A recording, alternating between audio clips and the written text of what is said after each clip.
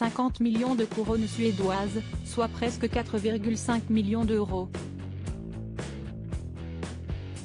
Si est-il la somme colossale que le prince Carl Philippe de Suède a dû abandonner alors qu'il n'avait pas 2 ans, au profit de sa sœur aînée Victoria de Suède. Une conséquence directe de la suppression de la loi salique en Suède. Né en 1979, le prince Carl Philippe était l'héritier direct du trône, aux dépens de sa sœur Victoria de Suède, pourtant née 2 ans plus tôt. Mais, dès 1980, la priorité aux héritiers mâles est supprimée.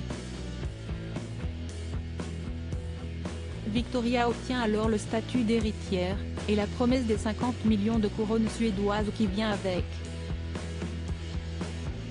Un changement législatif que le roi Carl XVI Gustaf a toujours du mal à accepter, 43 ans plus tard. Le souverain suédois a récemment fait polémique en critiquant publiquement à la suppression de la loi salique à la télévision.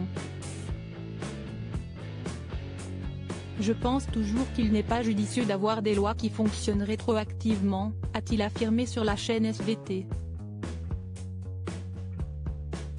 On peut accepter cela pour la génération suivante.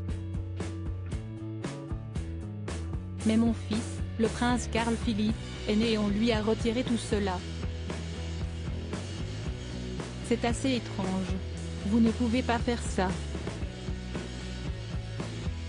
Le prince Carl Philippe et la princesse Sofia de Suède en robe brillante en diatta à Varmeland. Pourquoi l'héritière du trône de Suède touche 4,5 millions d'euros? Les 50 millions de couronnes suédoises, 4,5 millions d'euros, que touchera la princesse Victoria en devenant reine, et dont Carl Philippe ne verra la couleur, ne sont pas versés en espèces, ni sur un compte en banque.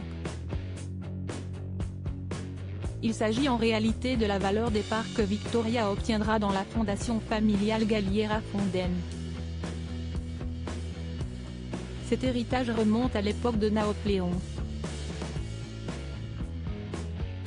En 1813, l'empereur avait offert une somme importante au duché de Galliera en Italie et à Joséphine de Leuchtenberg, la fille de son beau-fils. Cette dernière est ensuite devenue reine de Suède, amenant avec elle d'importants fonds destinés à ses héritiers. Crédit photo, Dana Press.